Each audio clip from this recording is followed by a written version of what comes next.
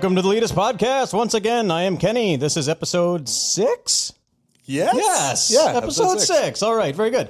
With me, as always, the Hank Kingsley to my Larry Sanders. That's an easy one. Oh, that for is you. good. Yeah. Hey, now. Yeah, I knew that one. That's what I was That's hoping. Me, I'm Tim. That's what I was hoping you'd do. Yeah, I think I did it on the episode 0. Probably so. And which no longer exists. that would be Artie over here. Will be Ryan. Okay, no clue. Reference me in on this one. Larry Sanders Show. The Larry Sanders Show. Yeah. Yeah, I got that. Quite funny. Quite funny. Is it? You told me it was good and that I should watch it, and I did, and it's good. I think Hank Kingsley is like one of the funniest comedy characters ever to exist. Oh. He's great. What's the premise of this show? The Larry Sanders Show was like way before Curb Your Enthusiasm, where it was a kind of a reality like he was playing a talk show host called the Larry Sanders Show. It was like a David Letterman behind the scenes thing, and they had like real celebrities on there, but it was like a comedy show, and it just showed his life as a talk show host and with real people, and it's funny. It's hilarious. Jeffrey Tambor plays his sidekick, who says, "Hey now," this is like his catchphrase.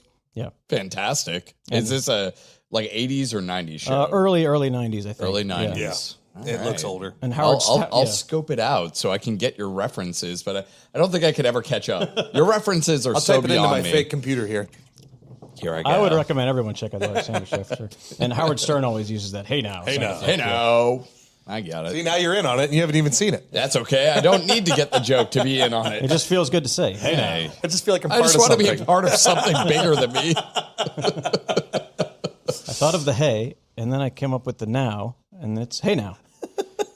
There is not much news going on right now. Is that This true? week, there's a couple little things. And that's our news segment of the day. I mean, there was some small headlines I didn't think were super interesting about like Kojima saying that his Death Stranding director's cut is not a director's cut. He disagrees with it being called a director's cut. Yeah. Okay. Yeah. Okay. And then there's Okay, there. That's Enjoy one of your those money things that where, you're like, going to it's- make out of it. It's anti-news. yeah. Yeah. Actually, I should also mention TheLeetistPod at gmail.com and at TheLeetist on Twitter. Before I forget that, send That's us your news. ideas for games because we play games here. We need game ideas. We have a bunch ourselves that we're coming up with. They're spilling out of our pockets, but we'd like to throw in some listener ones as well, yeah. listener debate topics and such. And then we can give you a shout out for, contributing ideas. That's That's how it production works. Another thing I saw today was there was a quick headline about Phil Spencer from Microsoft. He's the head of Xbox Game Studios, if you didn't know. He said something about how much he loves the DualSense and how he thinks that Xbox is going to pretty much steal it or steal some of the, I won't say steal. They're going to revamp the controller and add some of the functions that they like from the DualSense. Oh, Yeah. okay. That's the haptic Right, triggers or whatever. Yeah, I mean, I don't know. I personally, I think the Xbox controller is just it's the best kind of feeling and just like how well it's designed. I wouldn't touch it, but if they think that that's going to get people to be like, "Oh, I really like to feel the machine gun blasting back on my index finger," Isn't it optional on the PlayStation 5? You yeah, can I turn mean, it they're off. all optional. So why not just have I it there think for people? it's a great feature. It's cool. Turn it off. Like really, like turn it off. Like you think it's really just a what do they call those? Just like a fancy add-on. I never kinda turned it thing. off. I mean, I didn't think about it that much. Do you remember when the PlayStation 3 first came out and they were talking about, was it 6-axis for the Yeah, PlayStation 3? And they were like, oh, guess what you can do with this controller? You can rotate it, and then whatever you're controlling in the video game will rotate as well. Isn't that cool? And I remember I played this one game. It was like a jet pilot game or something where you're flying, and I'm just rotating, and I go, I just want to. I'm back on sticks. I don't want to do this. This is too much. I think the DualSense stuff is just like extra neat things that I don't think about very much. I guess some people don't like having to like the pressy things, like you were talking about having to press too hard. It never bothered me. The Returnal one I think is perfect. It feels great. The Spider-Man one, like when you swing the web and you kind of feel a little bit of tension, it felt good to me. And then like the little extra things like raindrops, you can feel like little vibrations in different parts of the controller and the sounds it makes. It's the best way it can really give you some sense of like breaking a little bit more into that immersion. That's about it. You bring up something funny on accident. The idea of breaking, like That's my website. Funny about accident. I feel like there's a lot of moving parts inside these controllers. I wonder what the life of this full controller feedback thing is going to be. There's probably a lot going on in there. I would hopefully really, better than the Switch. You know what? As long as it, I was gonna say, as long as it doesn't give me drift, Yeah. I'll be good. Speaking of drift, there is something that I saw. This was a news article. A quick way to fix your Joy-Con in case you do get the drift. Oh, yeah.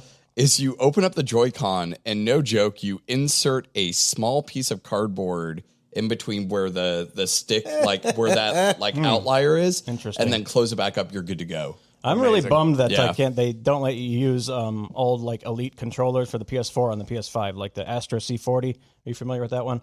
It's like, They don't let you use any of the old controllers. no, like I thought they did. with PlayStation 4 games. If they've got the Oh. PS5 update, you can't use it on PS5. Like I paid $200 for this controller. Well, they want you to buy more. And it's got the back paddles. Buy and- more. Yeah. Huh. We're Right Sony. now, the PS5 has no option for a controller with back paddles unless you get like a custom weird. company or whatever. Do you like the back paddles of a controller? Have you ever played those? Like, I think the Xbox had one that was like the Elite or something. It had these like interesting on the back of the. That's what I'm talking about. Yeah. That's what I love. I want them. You I like those? Yeah, I have the Astro C40. I use it on all the PC games. It's got the paddles built What do in you the think back. that like? How does that enhance your gameplay? Well, I'll tell experience? you. You just played some of Demon Souls upstairs before we started. I'm very good at it. By the way, Circle is- I think I beat the third boss in like 2 minutes. It's wild. Circle is dodge and it is run.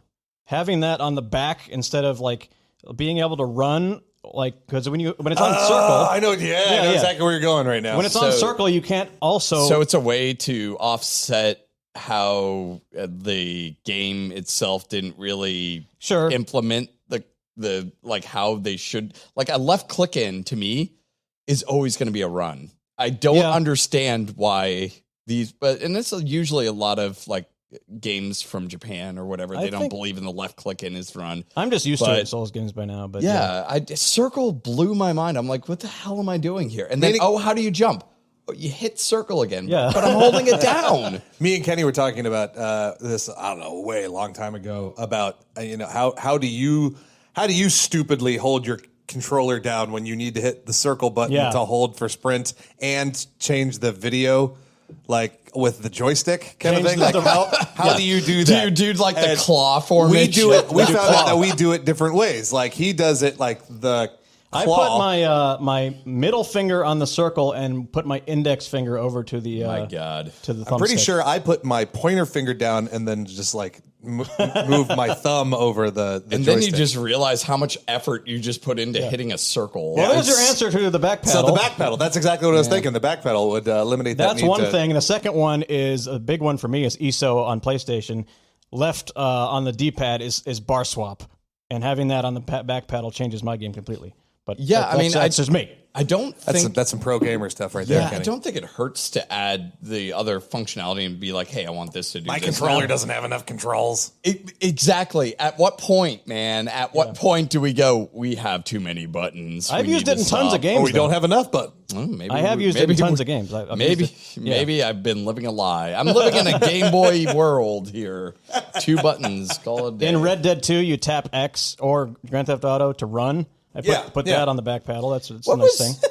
So Hand motion was that's right, because in Grand Theft Auto, you didn't hold it down. You had to keep tapping. Keep tapping, right? yeah. I think you can change the options, so it's like an What accessibility do you think thing. they were trying to get? Like when they were developing it, it's like, simulates running by the hitting same an fucking X thing button. they're doing with the haptic feedback to kind of like put you like immerse you into This is doing it. immersion. I don't know. You have to I'm you have to running, I'm really hitting. Tense your hands up to Yeah, run more. I kind of guess, thing. yeah. I guess. I don't Well, know. Maybe it discourages you from running. Yeah, I don't know. I'll tell you what. I've been playing the with this PS5 for the past week, Oh, yeah. and I've been playing Ratchet and Clank.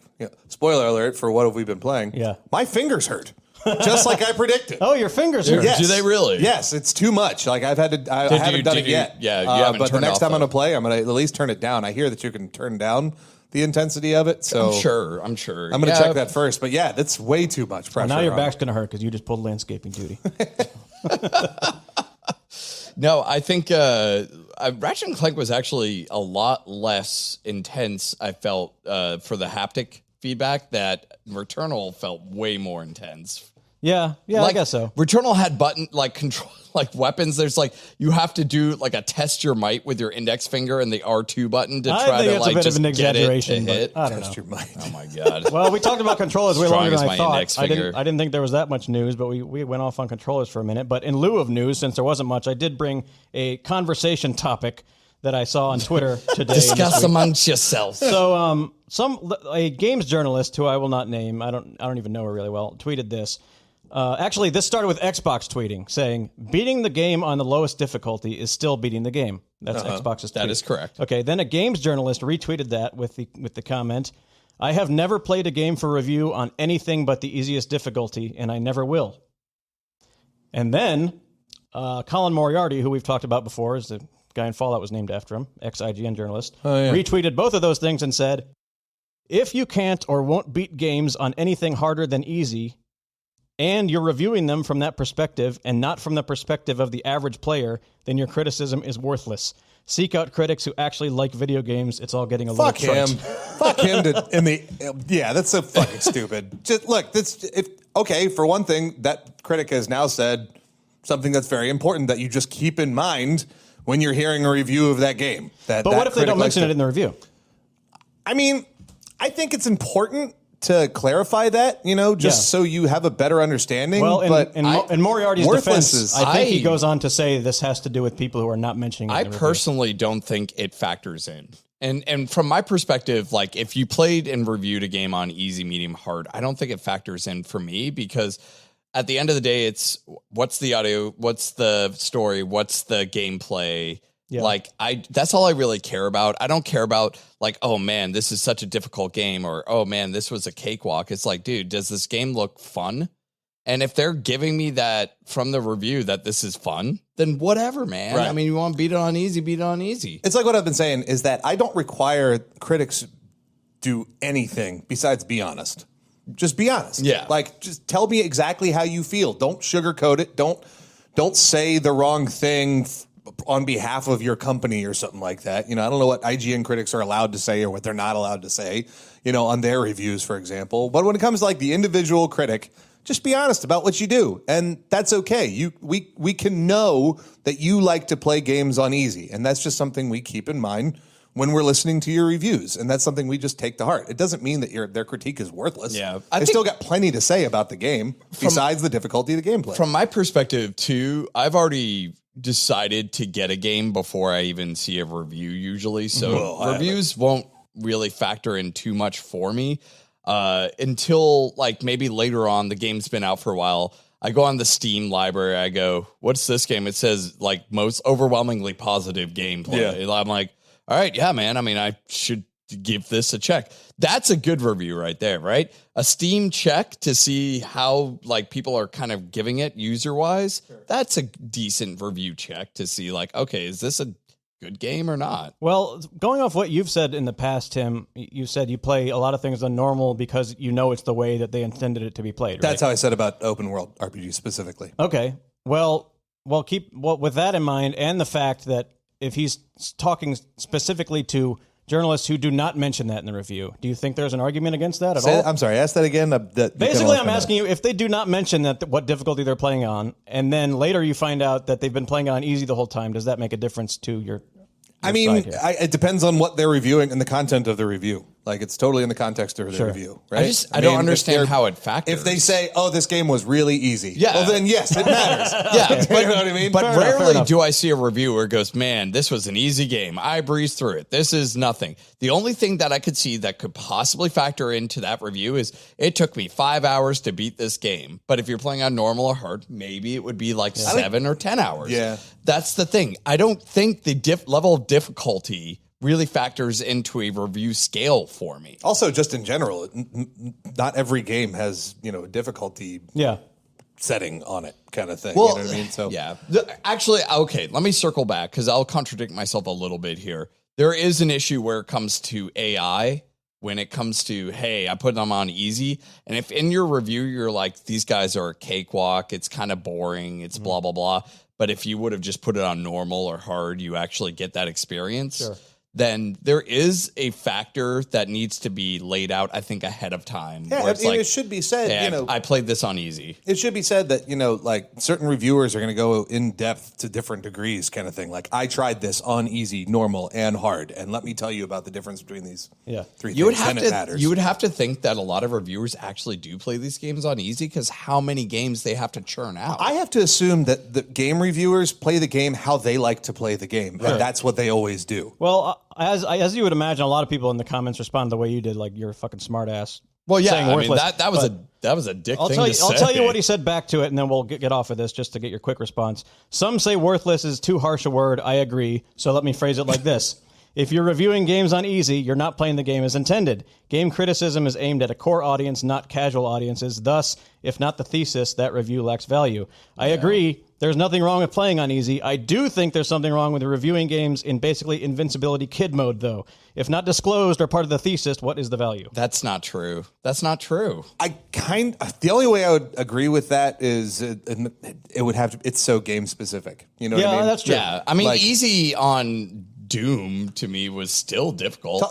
Let's talk about The Witcher for a second. Okay, as The Witcher is a good example. My sister-in-law played The Witcher on story mode, and it's one of her favorite games of all time. She loves it. But she didn't do it because of the amazing combat and the difficulty of the different enemies that you were facing and stuff like that. She just enjoyed the content of the game. Does story mode just get rid of all combat altogether? No, combat's still there and everything. It's just you're like invincible. It's almost impossible to die. It's not bad, man. You have to be standing if you still enjoy that world and you're enjoying it, it's like you're appreciating this piece of art wrong.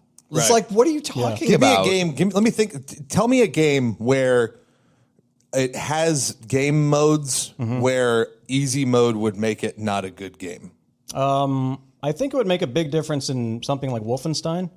Or maybe not really. I'm enjoying the game. I'm playing the game. What is it about Wolfenstein that Well, okay. I'm speaking for me personally. If I was going through Wolfenstein and not taking much damage and just shooting everything in the face, right, I would think it was not very. You've graduated into you want a challenge in a game, right? And that is fine. You wouldn't do that. Exactly. That's what I'm saying. You would not play that game. You wouldn't play it on easy. Correct. But I think people that are like, hey man, I want to enjoy the game, but I get frustrated when I die a lot. Can I play it on easy? There is nothing wrong. And if you enjoy the game more, so playing it on easy, why the fuck not? But circling back to the original argument, reviewing on easy, I don't see that that's a problem at all either. I really don't. I don't either. But just once again, in his defense, he clarified that he's talking about people who are not mentioning it in the review. I think there is some sort of argument there, but I do think that Tim is right in saying it's a very game-by-game basis. I think a lot of people would argue that if you played it on normal, they'd be like, well, that's not really what I'm looking for. They would want the hard.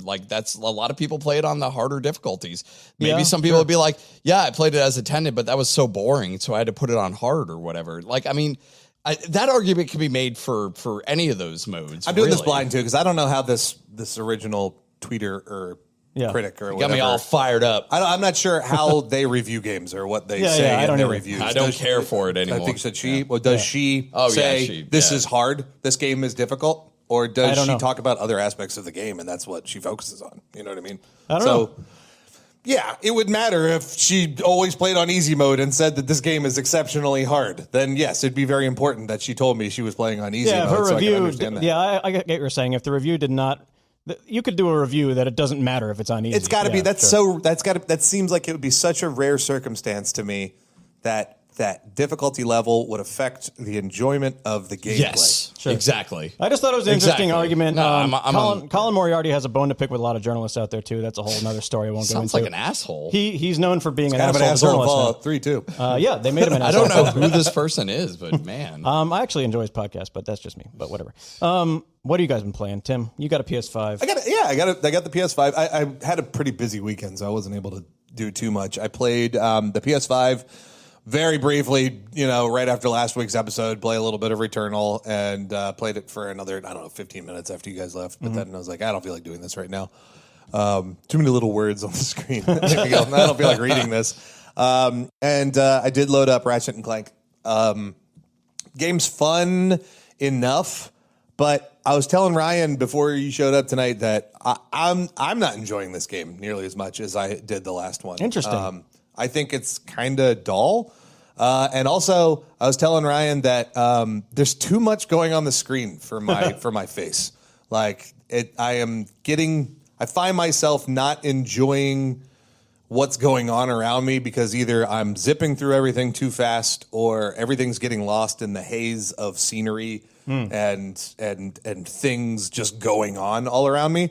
I don't know. It's kind of harder for me to enjoy. Interesting. That's like way different reasons than the things we didn't like about it. But also, I'm playing it on hard. I started on hard, and I'm playing the game on hard, and it's still pretty easy. Yeah. I'm not running into any challenge in this game. I was also talking to Ryan. We were talking about last week about how the weapons aren't as fun as they were in previous games, and I was wondering if we're only remembering like the one or two weapons that were fun in previous games, and the rest of them were as boring as the weapons that are in this game. I would need to research or go back to okay, what were the weapons? And I remember the Pixelator and the Disco Gun from the last game were super duper fun, but those are the only ones that stand out to me. So maybe I'm forgetting more, or the Topiary gun and one more goofy gun in this game is going to be all that it takes to have as many goofy guns as there was last time. Yeah, I only played 2016. That's the only other one I played. The only real... wild ones is the topiary gun in this one, and then there is ones that shoot out like little creatures that will fly around and hit people. I started playing one other game that I think we should all talk about together. Yeah. But before I talk about that one, I'm also going to say that I got home from wherever I was last night. I can't even remember, and I wanted to play Fallout 4, so I installed that. Nice. And because we were talking about playing with just the dog. Yeah, and I was like, well, I want to do that. So I started a charisma dex build. Nice. Like I was talking about my way to start, my favorite way to start a character, right. charisma dex, and also perception. And I found the dog right away, and me and him are just running around, murdering stuff together and sneaking around. Isn't he just the best animal companion in a video game? Almost, give or take. Is dexterity called dexterity in Fallout 4? No, agility. Agility, that's right. I was trying to think. Yeah, it's smart, bro. Smart. Yeah. And but anyways, so I did a little bit of that today. I think I'm already level 8 or something like that. Nice. But half of that is from just randomly constructing things. What would you say is, because this kind of makes me think, like going back to a game, what game have you guys gone back to the most, do you think? Like you like have beaten it, you'll give it a year, you'll come back, you'll play it, you'll beat it, give it another year. I have 4 games. That I have a few. list. I think we talked about this before, yeah. Did we? I got 4 okay, games on that sorry. list. Well, we kind of like... Sorry. Maybe we talked about it in person. I don't remember talking about it on the show. I think we talked about comfort food games, Metal Gear 5 and Dark Souls for me. Yeah. Those I play every year almost. Yeah. Metal Gear 5 is definitely on that one for me, Gotcha. and Fallout is on there for me. Actually, I guess it's a Doom game, Yeah. and I'll decide which one that is, then Civ 5 and City Skylines. Gotcha. Those are my games that are almost always installed. on my Darkest computer. Dungeon I go back to a lot. Yeah. I think there's always I guess, we probably talked about those comfort food ones, but I think that for me, it's just about having a game that you know so well that it doesn't challenge. It's almost like very zen. It doesn't challenge you. So it's like, I know what I'm doing. I know exactly what build I want to go for. I know how to get through this in this way, and I'm going to enjoy myself. I actually do go back to Fallout 4 pretty often too. Maybe There's not a fun yearly, aspect but- about doing the higher difficulty on Fallout 4, though, is that when you do higher difficulty, there's more legendary. So you get way more legendary weapons. Okay. So it's more fun to go into these places and risk it a little bit and play these tougher builds because you end up getting the most rewards for it. Well, I like the way that Fallout 4 did that. They added a while after release and after all the DLCs, I think even the new mode where you have to eat and drink and sleep and all that the stuff. survival. Like a survival. Or whatever. So that was the thing. The problem I had with Fallout 4 in general was just like that aspect that they really try to hammer in, that you can build your own kind of town and fort, whatever. And I just thought that was resources they should have really implemented elsewhere and made that game a little bit more fleshed out. There's this mod for Fallout 4. I'm sorry, I'm taking this a little off course. There's this this mod is a game you've been playing. Fallout 4 that I read about. It's all online that I really want to try out, but I hate modding games.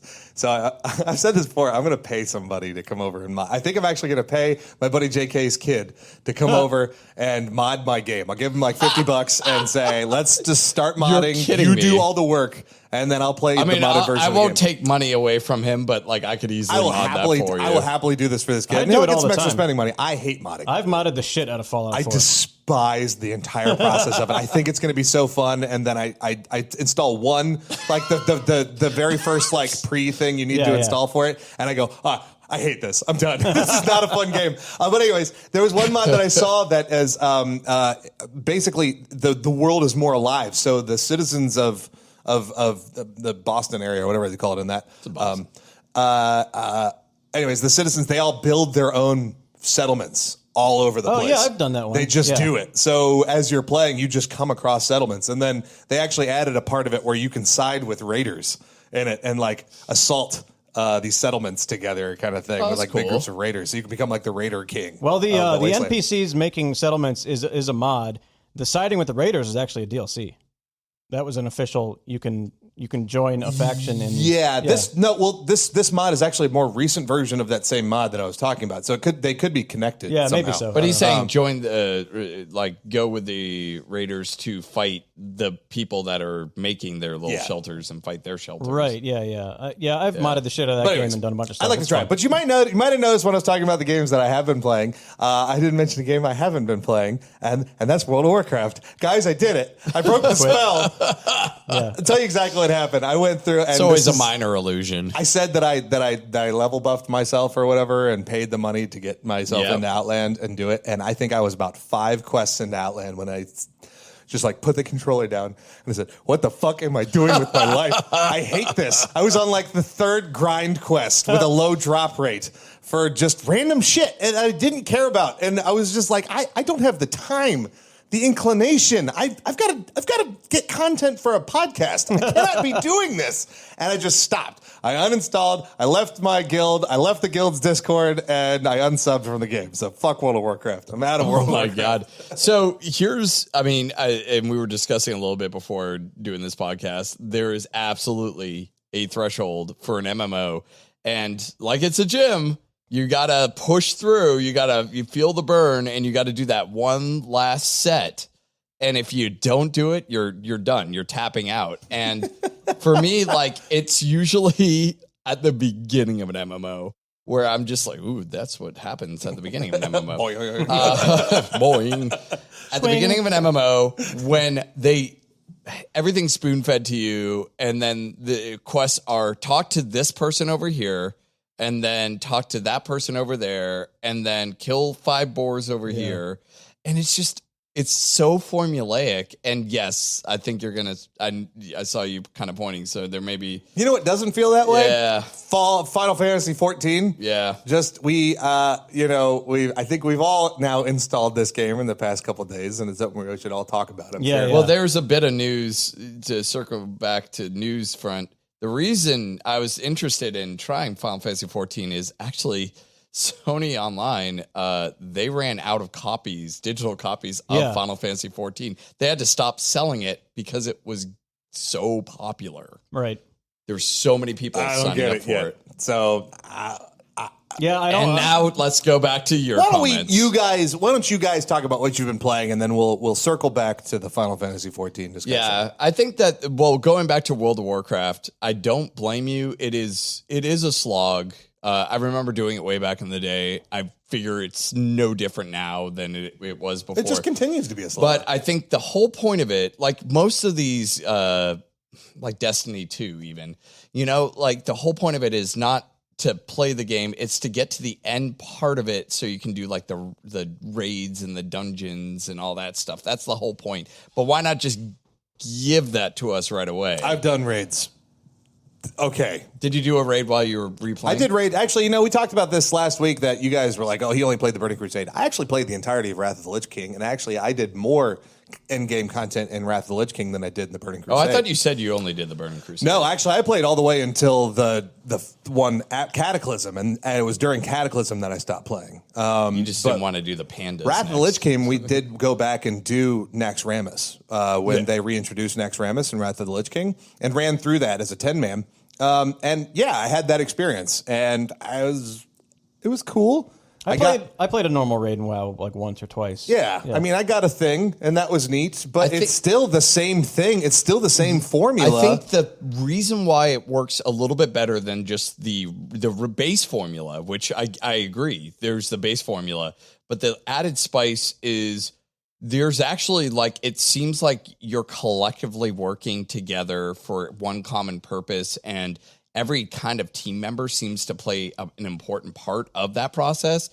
And so when you feel like you're being relied on, it feels more fun because it's like, oh, my class means something now. Gotcha. But if you're playing solo, it's like, my class is everything right now. It's my warrior, it's my support, it's my mage, it's like everything right now. So I don't have anything to really rely on other than myself. What's the fun in this? Okay, I understand. Yeah, I played 12-man content in ESO too. It's kind of similar. I just think the combat in ESO is so much better than both Final Fantasy 14 and WoW. We know, Kenny. ESO is the best MMO. We already said so. What I was going to get to was, as far as big group things you do together, I don't think anything has ever come close to Destiny raids for me.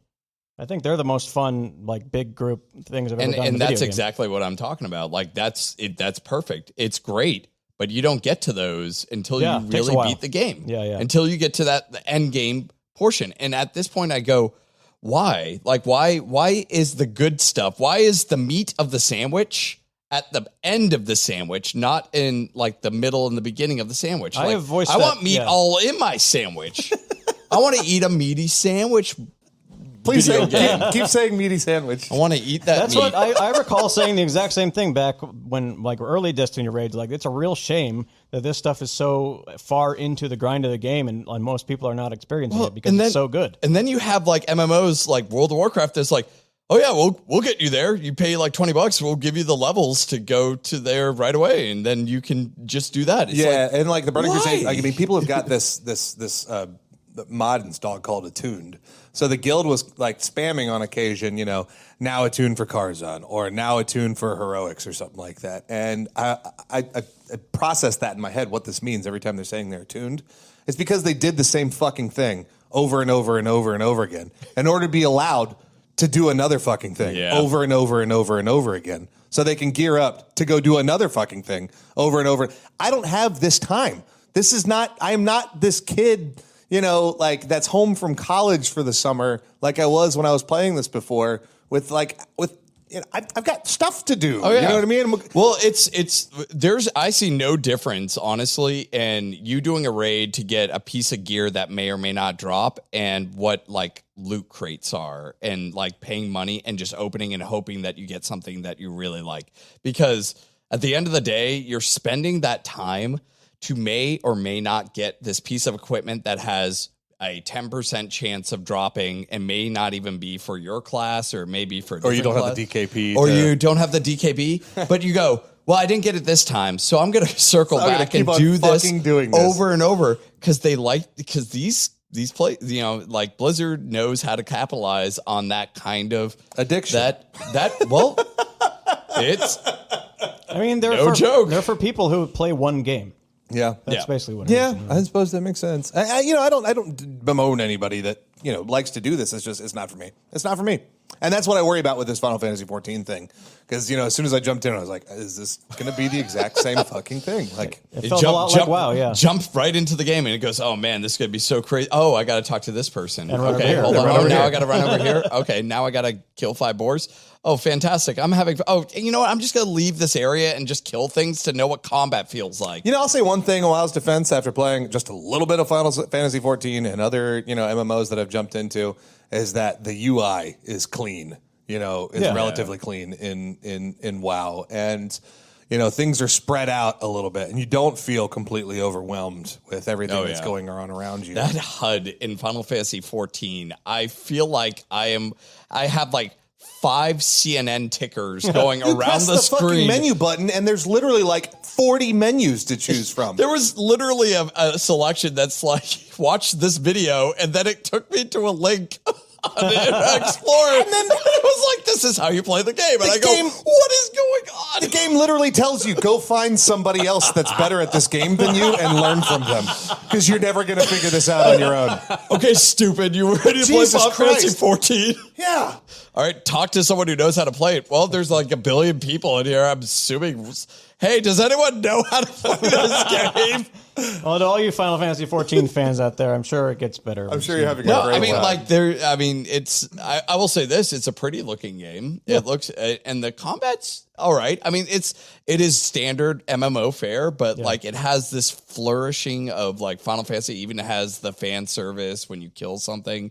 Or no, when you level, sorry. When you level, it does the da-da-da-da. So, like, at least it has some kind of triggers for me to go, there's maybe a nugget in here. Right. But I'm going to have to really dig, and I have to commit myself to dig, and it's maybe. Yeah, it's a rare time for me, too. Also, like, I'm finding nowadays as a grown-up that I am in the mood to really learn a game, kind of thing. Like I have like to commit myself to figuring out a game, and usually when I find myself in that mood, in that analytical mood where I want to do something, I install some grand strategy game and try to learn how to play that, like Endless Legend or some shit like that. And I go that direction instead of loading up Final Fantasy 14. Well, I am interested to see what it's like when you have a full bar of abilities and you're doing the whole rotation and what it feels like. I think as a paladin. Yeah, for me, I think it's I just at least want to do one dungeon just to see. I'll tell you what, it asked me at the beginning because I had my controller plugged into it, so I was like, fuck it, I'll start this with a controller. It said, would you like to play on the controller or keyboard? I said controller. I have no fucking clue how to change it back to a keyboard. Okay. I looked through like 10 different menus. I will menus. show you because I did the same thing. I put controller and then I go, oh, I immediately regret this decision. And so I was like, well, okay, maybe if I just press a button on the keyboard, it goes, oh, you want a keyboard, right? No, it's not that. So it is buried, and I will show you where it is. This is an omen. Do you understand this? Like this is. I love that we both hit that same issue because, like, I was doing it, and I was like, okay, well, because I have to hit the back button, and then I have to scroll to go to a thing and then hit A and then scroll over that. And I'm like, okay, I'm done with that. Press B. And then, there's a person I want to talk to. Press A. Oh no, I just opened up my map again. I didn't mean to do that. Yeah, I unplugged my controller to see if it would auto switch. It doesn't. It leaves the Xbox controller controls on the screen. Oh yeah. That's crazy.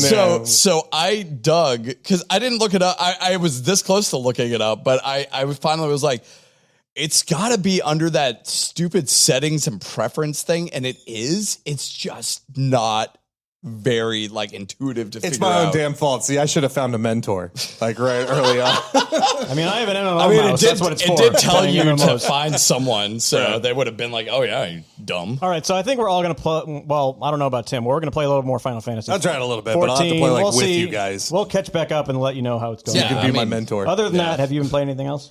So I think basically I've been a little bit dabbling in that and just like base games that I've been playing before. I've been playing a lot more of the Rogue Book, which is a fun little like again card based RPG, pretty standard affair. Have you heard of Loop Hero?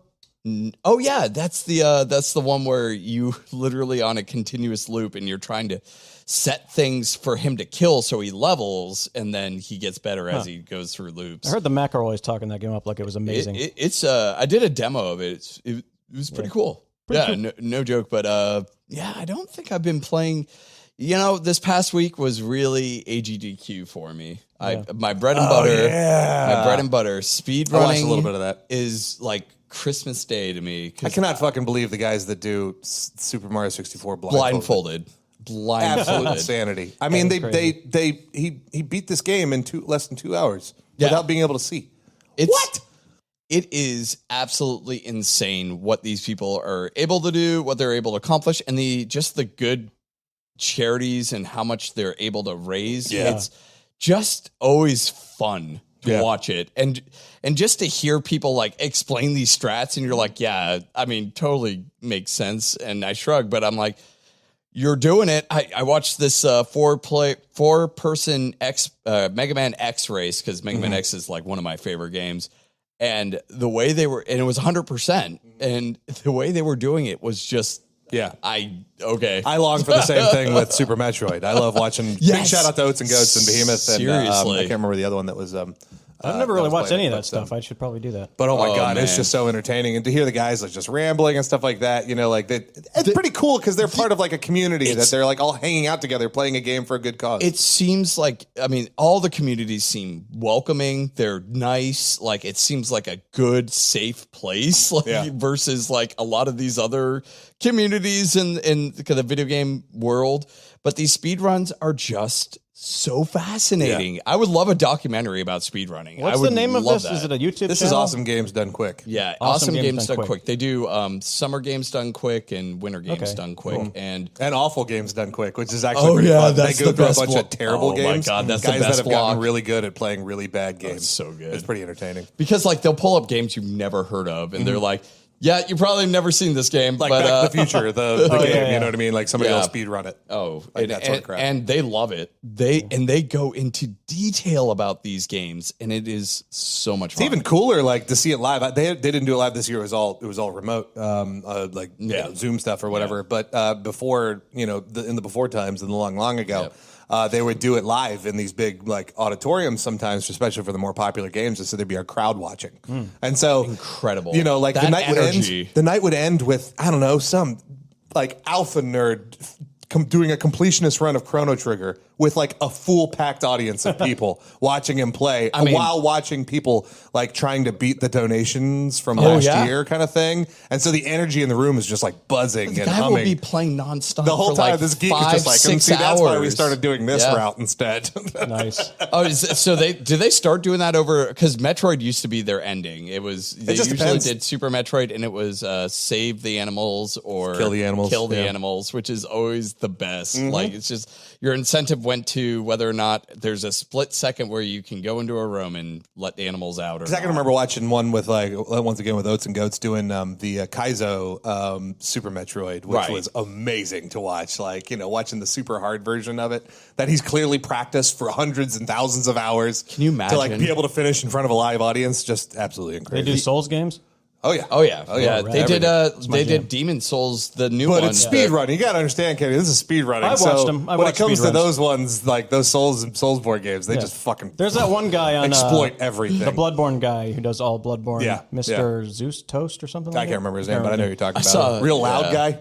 You think so? Yeah. Yeah. Wears a hat. I know. Yeah, that guy. I saw. Yep. I saw this one run.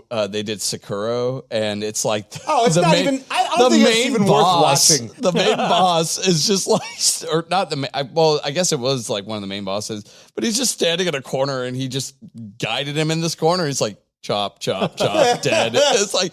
I would be dead 20,000 times over. It's like the way they speedrun Sekiro or something like that. Like they found some way to break out of the zoning in the game. So they're just literally swimming through midair through most of the speedrun. That's how they do Dark Souls 1. There's an area where you can like drop under the ground and just run. But I mean, imagine that though. Someone had to plot a way to not only get out of bounds, but know how to get back in bounds to be able to get to the specific I'll tell you one, and for all the listeners and for Kenny, if you ever want to try watching this stuff, you should go find the video. It was from a GDQ from years ago, and I think really this video made this popular, like got this into the mainstream.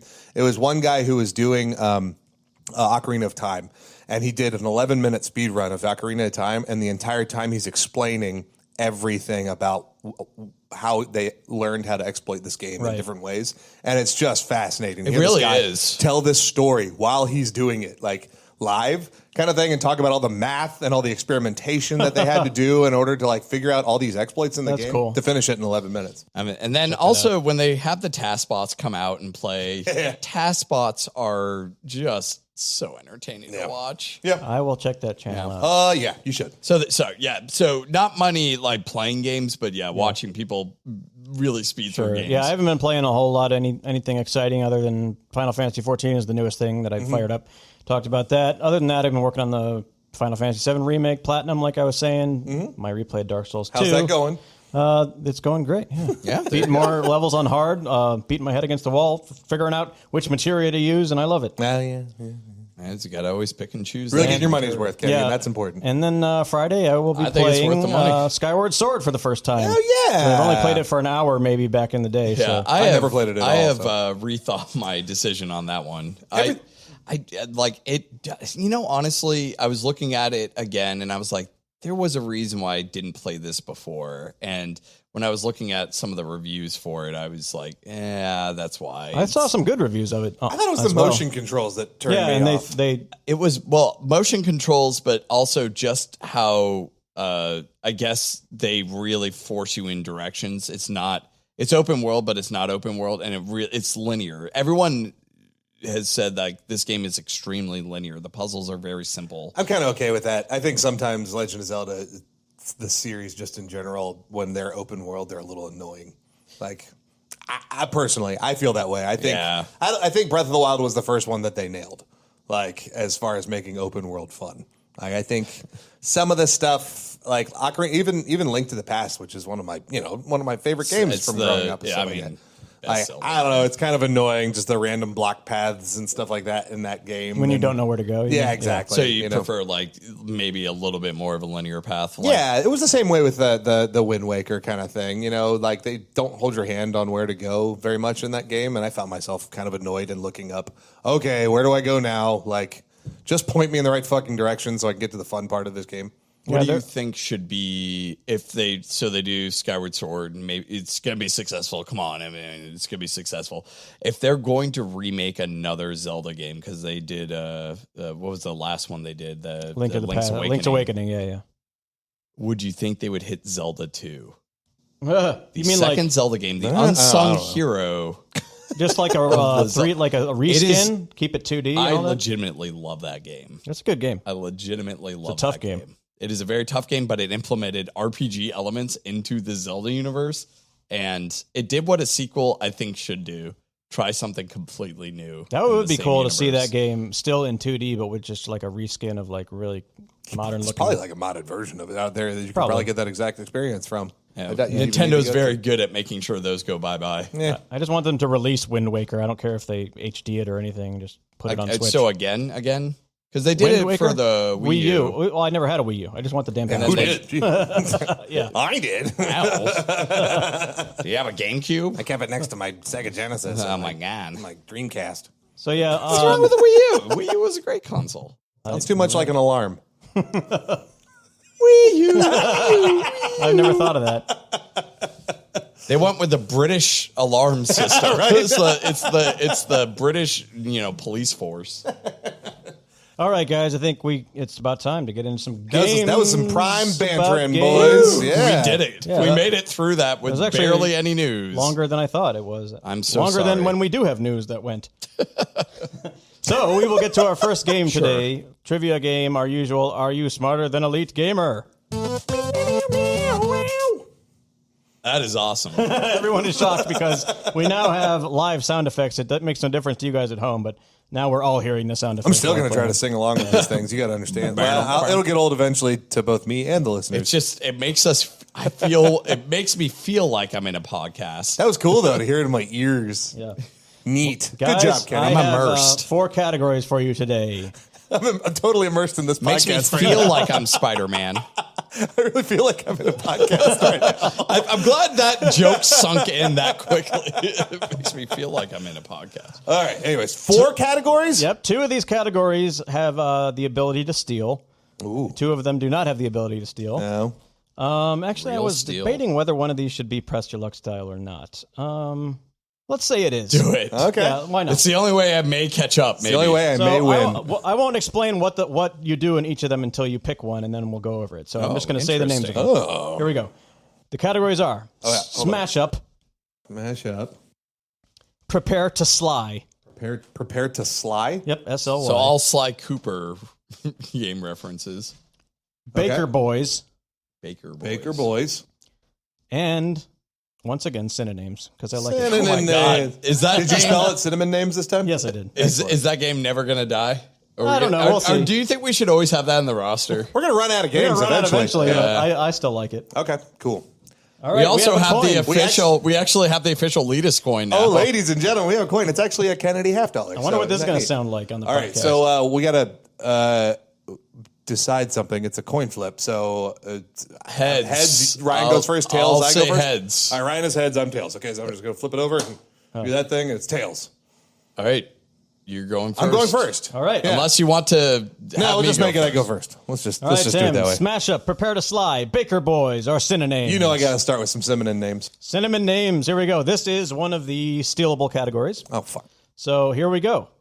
You know how it works. I'm going to say a synonym of a name of a game, and you're going to tell me what the game is. You'll figure it out, you listeners. If you've never heard this before, you'll learn quick. Here we go. Cogs of Combat. Cogs of Combat. Oh, that's Gears of War. There you go. Yeah. Hell was that? Hey! Oh, and you put those two sound effects together. I did. I made my own sound effect for this. Excellent. Amazing. There you go.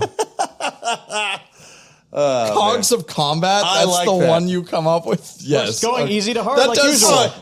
Excuse me, Mr. Universal Outcome. You don't have any room to talk about what. I feel like Cogs of Combat sounds like the Walmart brand version of Gears of War. Your grandmother doesn't know any It's like better. the She app got game. I got you the game, the latest one. It's Cogs of Combat. It was called Gears of Combat or Cogs Gears of of Combat War. All right, Ryan. Do you remember the categories? I'm gonna regret doing this, but synonyms. Let's All right, go. sir. Wyvern Duration Genesis. Yeah, Dragon Age Origins. There you go. Yeah. All right. Amazing. Wyvern or Wyvern? I think it's Wyvern, isn't it? I don't know anymore. I've I was in literally Wyvern, but I lost don't think it. it really matters. Really? I always heard Wyvern. Yeah, you're wrong. Maybe I'm an asshole. Tim, back to you. Okay, so we covered the one that we know, and now all the listeners at Okay, home are familiar. let's get some. Let's new try one ones. of these ones that he made up, I guess. Let's try Prepare to Snow. I don't want to do that one. What's prepared to snow? What if Sly? Wait, which one's prepared to I was just saying snow? Prepare to Sly, and then I said Snow, but I think That's he's the talking one about... we do the coke with. Prepare to slide, not I'm worried snow. about Sylvester Stallone impressions, and Ryan's just going to beat me on those, so I'm not going to do Prepare to Sly. I'm going to do Smash Up, because I like that Smash game. Up. I think you're going to like this one. Okay. Okay, so this is a game where I have taken the names of two video games and their plots and smashed them together to form one video game name. I'm going to give you an example one here, just in case you don't get what I'm saying. The example is if I say the plot is something like this. Go on a rampage in your ice cream truck, and if you need a quick escape, jump out and activate stealth mode in your trusty cardboard box. There's two games that go together. What are they? So, Twisted Metal and Metal Gear Solid. So, you So say you would Twisted say Metal Solid? Twisted Metal Gear Solid. Okay. There you go. Twisted Metal Gear Solid. Okay. They get more clever than that one. That was the example one. Oh, that hurt my brain a little. That's actually pretty close to what I was thinking about doing for next Really? week, so I'm Okay. pretty excited. Yeah. Okay, so But a little different. these are going to go like... I'm ready. A little I'm bit ready. easier to a little bit I'm going harder. to try to type Here these we go. ones down, too, as we go for Thinky. Here you go, Tim. Okay. Your smash up question. All right. Swing through the city streets fighting crime before retiring to the ocean to make both fish and humans your dinner. Fish and humans, your dinner. Just say it again. Swing through the city streets fighting crime before retiring to the ocean to make both fish and humans your dinner. Make fish and humans your dinner. That's the part I'm not sure. So the first part sounds like Spider-Man to me. But is that might not be the full name of a game or something. So I think Ryan Oh, knows I'm it. chomping at the bit.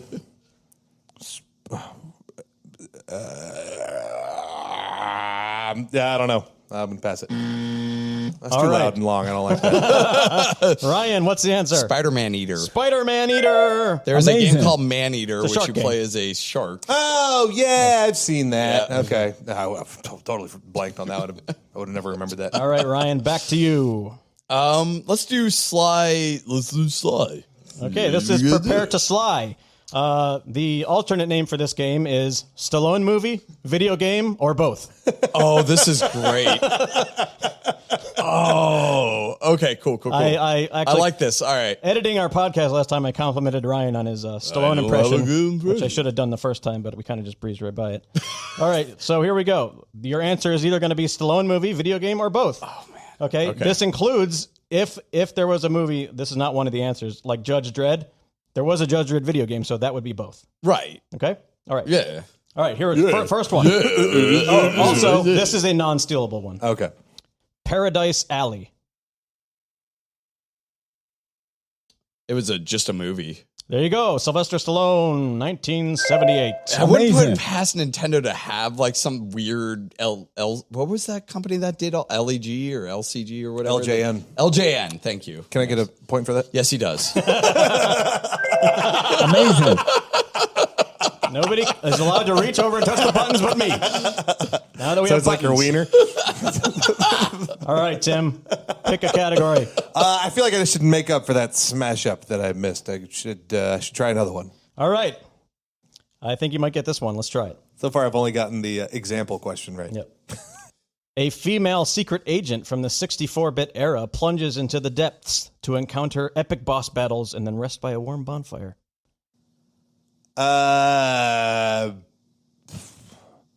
Just by a warm bonfire. That is I love these. Dark Souls. So perfect Dark Souls. There you go. All right, cool. That was Amazing. a good one. You're in the game and smash up. Hooba Juba.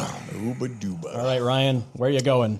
What was the only one? Which One you haven't done is Baker, Baker Boys, Boys. which is the Press Your Luck category. Let's bake your boys. Baker Boys.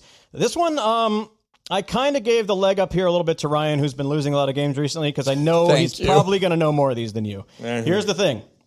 I'm going to name a character in a franchise or a series, and you're going to tell me if Troy Baker has ever voiced that character. Oh, I'm gonna suck at this. So I'm going to Google Troy Baker real quick. he's like the most famous voice actor in video games, and you're gonna kind of guess whether he's voiced a character. Hey, folks, guess which category I'm never going to choose? oh, I'm right there with This you. is the Press Your Luck, though, so I know Ryan, maybe 2 games. Ryan could easily All right. get really far in this and lose, too. So, All right. Joel Miller in The Last of Us. Yeah, that was him. Press Your Luck. Amazing. No, Okay. that's half of my Troy Baker knowledge. Jesus Christ. I don't think this requires a whole lot of Troy Baker knowledge. You can kind of guess whether, because some of these get to the point where you can be like, does the same guy do this guy, and this guy? But you'll. So he's very much like Well, first I'm going to have to nail down a character that I know the voice of that is him. Well, you know it's If Joel you played from the Joel Last from of The Us. Last of Us right now over the loudspeaker, I wouldn't recognize that as Joel from Last of Us. All right, Tim, pick a category. Prepare to sly. Prepare to sly. The answer is Stallone movie, video game, or both. Uh-huh. The Witness. The Witness. The Witness. Oh God, I feel like this might be like some like old Nintendo game, Super Nintendo games. Let's do both. Oh, You Witness. saw which button he hit before this sound The Witness is a puzzle game from 2016. It is also a movie called Witness with Harrison Ford, but not a Sylvester Stallone movie. gotcha. Okay. Okay. You know about The Witness, the game, right? Yeah. Where you draw the lines. Yeah. around the puzzle? Do what you gotta do. All right, Ryan. Brian. We'll slide up. Sly it up. All right. Escape Plan. Stallone movie, video game, or both? Escape Plan. Both. That is Amazing. correct. Escape Plan, a 2013 Sylvester Stallone movie and a 2012 video game, which I actually played right at the release of PS4, I believe. Tim. Cinnamon names. Cinnamon names. Starts bleeding out of his mouth. All over the mic. Here we go. Yeah. Thump Cutlass. Thump cutlass. Cutlass would be a sword. Thump would be thump. Whack. Thump.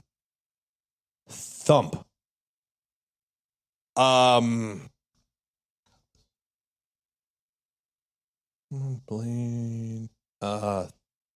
Could be blade as well, or dagger, or something. You want to go through your eclectic knowledge of cutlery. Yeah. It could be an epee. Let's see. It could be a falchion. What about karambit? Some Filipino Yeah. weapons. What is it called in Game of Thrones? the karak or whatever. Yeah, sure. Yeah. Spear. I don't know. Ryan, this is a stealable category. Can you get Thump Cutlass? I'm willing to bet blade is the second word. I'm thinking Thunderblade. The second word is saber. Beat Saber. There you go. It was Beat Saber. Thump Cutlass. Thump. Is Thunderblade a game? Because I'm going to be agitated if It's probably a Sylvester Stallone game. All right, Ryan. Let us go to synonyms. Synonyms. Inferno Badge. Fire Emblem? There you go. Did you hit it before Amazing. I even finished? Yeah. I figured you probably know. Okay, there we go. Tim. Smash up. Smash up. Back to the smash up. Here we go. Hop in the driver's seat of your favorite car in 2012 and race into a post-apocalypse where all the robo-dino riders will be jealous of your sick wheels. Or the robo... Start over, what? Hop in the driver's seat of your favorite car in 2012 and then race into a post-apocalypse where all the robo-dino riders will be jealous of your sick wheels. Do it again. One more time. Okay. Hop in the driver's seat of your favorite car in 2012 and then race into a post-apocalypse where all the robo-dino riders will be jealous of your sick wheels. Need for Speed Horizon Zero Dawn. I'm sorry, very close. Can you get this one, Ryan? I literally, that was, well, hold on. You guys are going to feel silly. Forza Horizon Zero Dawn. There you go. Amazing. Forza Horizon Zero Dawn. Oh, I no. thought now all the cred on my racing game ability is. Well, no, I was is going up for down grabs. that road too. I'm glad you took that one first. Yeah. I I don't play racing games, but I've heard of Forza Horizon. Haven't you? Haven't? Really? I thought it was called Need for Speed Horizon, Kenny. I just said that. Timothy, my God. All right, Ryan, back to you. Sly. Prepare to sly. Ratchet and Clank. It's just a game. You gotta be kidding me. Sylvester Stallone starred in the 2016 Ratchet and Clank movie. Yeah, didn't you know that, Ryan? You idiot. I couldn't believe it either. It was perfect for my game. Any person would know that. Come on. Wow, amazing. Who did he play? Sylvester Stallone. He played Sylvester Stallone. It was something Ion. I can't remember. It Oh. wasn't a big character. okay. Okay. Let's do another smash up. Smash See how I'm so good at up. keeping those in my mind. Okay. Race your motorbike through hordes of undead to try and make it home before your sister has dipped out. Don't worry, though. She's left a lot of clues as to her whereabouts. Okay. I know the second game, but I think I need the first part of the clue again to figure that part. Race your motorbike through hordes of undead to try and make it home before your sister has dipped out. Don't worry. She's Days left Gone Home? There you go, Timothy. Days amazing. Gone Home. Oh, snap. I got one, Ryan. I got one. You got one. You got it. You might like Days Gone. I don't know if you would or not. Possible. All right, Ryan. Let's sly it up. Sly it up. Bionic Commando. That is both. That's just a game There's a Bionic Commando movie. with Sylvester Stallone. There's a movie called Commando. I don't think there's a Bionic. There might be a Bionic Commando movie. If there is, Sylvester Stallone's not in it, I don't think. Synonym names. All I right. have no clue. I think this is going to end with you guys going head to head and guessing if Troy Baker voiced somebody. At that point, we're just rolling a dice. it'll be- Yeah. Like that. Sure. We'll see who can flip I the figured score. that would be like that, but it's going to be fun anyway, just to see what he's done. Yeah. Okay, this is the Just last. keep on pressing our luck. This is the last synonyms. We should, Yeah, actually. totally. Gentlemen's agreement. Yeah, we do totally. that. The last synonyms: distant whale, whale as in Oh, like W. a Far Cry? There you go, Timothy. Far Cry. Amazing. Ryan. Was that the last one in that? That was the last synonym. Smash Up. Smash up. This is the last smash up. We're getting close to the Troy Baker ones. I'm really man. nervous. Oh, boy. All right. Smash up. Assume the role of the Capes Crusader and take on the likes of Mr. Freeze and the Joker while finding ways to squeeze in meetings about urban planning in the city of Gotham, including zoning, road placement, taxation, public services, and public transportation. I know it. Can I? Well, I would just say Arkham Sin City. Oh, so close. Timothy. Batman Arkham City Skylines. There you go. Arkham City Skylines. Oh, I don't know that game. Oh, I love that game so much. I bought it for a bunch of people recently. You should have said. I think you gave one to me. That's right. Tim, back to you. So you own it. Oh shit! It's the only. Okay, give me the Sly one before we go to Baker Boys. Sly. Okay. Death Race 2000. Movie? Correctamundo. Amazing. That's just a 1975 Sylvester Stallone movie. Huh. Was that the last? I thought Death Race 2000 was the remake movie. That Yeah, came they out. did a remake because Death Race was like an old 70s Ironically, movie. the remake was called Death Race 1975. There are 2 left and prepare to sly. Yeah, let's slide up. All right. Slide up. Slide up. Ugh. Cliffhanger. Both. Correctamundo. Amazing. I think I Nintendo remember game, or- the Nintendo game. NES game. Yeah, that makes sense. Same year as the movie, 93. All right, give me the last Sly one, and then we'll go to Baker. last- Oh my God, I'm taking the first Baker. Oh yeah. The last Sly. Stallone movie, video game, or both? Hotline Miami. Ooh. Video game? Correct. Yeah. Amazing. All right, you know Very what that means. cool video game, by the way. Yeah. I don't know if you guys have played it. We're going to end this off with a press your luck Hold style. on. What's our score right now? Oh, yes, that you'd probably like to know that, wouldn't you? I would like to know because We've already made our gentleman's agreement. we had right? made a gentleman's agreement. I just want to see how bad. Of Tim that- has 5. Ryan has 6. Okay. Okay. Gentleman's agreement. Yeah, no, I'm with you. Can't I'm on it. stop. Okay. I'm Oh, on it. you're not stopping in the press your luck. can't. We're not That's stopping. fine. We That's did a impossible. gentleman's It's not agreement allowed. on it. All right, here you go, Ryan. So we're either going to take it's all or nothing. It's all or nothing at this point. Has Troy Baker ever voiced this character? Sam Drake in Uncharted. Yes. Correct. Press your luck. Amazing. Well, yeah. Batman. Yes. Correct. Amazing. Revolver Ocelot in Metal Gear. No. Troy Baker voiced Revolver Ocelot in Metal Gear Solid 5, The Phantom Pain. Tim, you didn't know that? What an idiot. What an idiot. No points. No points for you. And then Tim's like, When does the I'm press your going to luck stop, end? bro. Does it just keep on going forever? Forever. Okay. I have an infinite list. No. So we will. no, it obviously No, I ends mean, at some like, point. do you stop it? Like, How many? Yeah, per does it go question? to 5? Do you go to 5 and then stop? I haven't thought of that. Because this gentleman's agreement is just going to end with heartbreak if it just goes on Oh forever. no, I may have screwed myself because he's going to reconsider. But you're winning. How about at least 3? I'm not a gentleman. Because I lost at that one. Okay, So okay, let's 3. say Let's you say have to 3. do at least 3. So if you get Okay. 3 in a row, we go to the next person. I just I'm on death well, no, warrant, no. but You yes. may want to keep pressing, but the gentleman agreement is at least you have to do at least. At least 3. Oh, I see Okay. your agreement. Yeah, okay, there okay. we go. All right, Tim.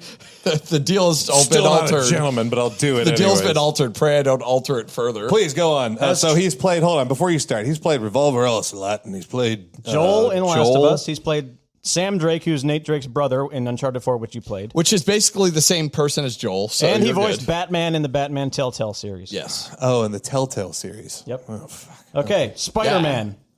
No. Correct. Amazing. Although he did do Loki, Hawkeye, and Web-Slinger on Ultimate Spider-Man animated series. Okay. What is Never mind, don't go. Web-Slinger is like another universe. Just said Peter no, I don't Parker. care. Okay. Moving on. Okay. Booker DeWitt, BioShock Infinite. Booker DeWitt.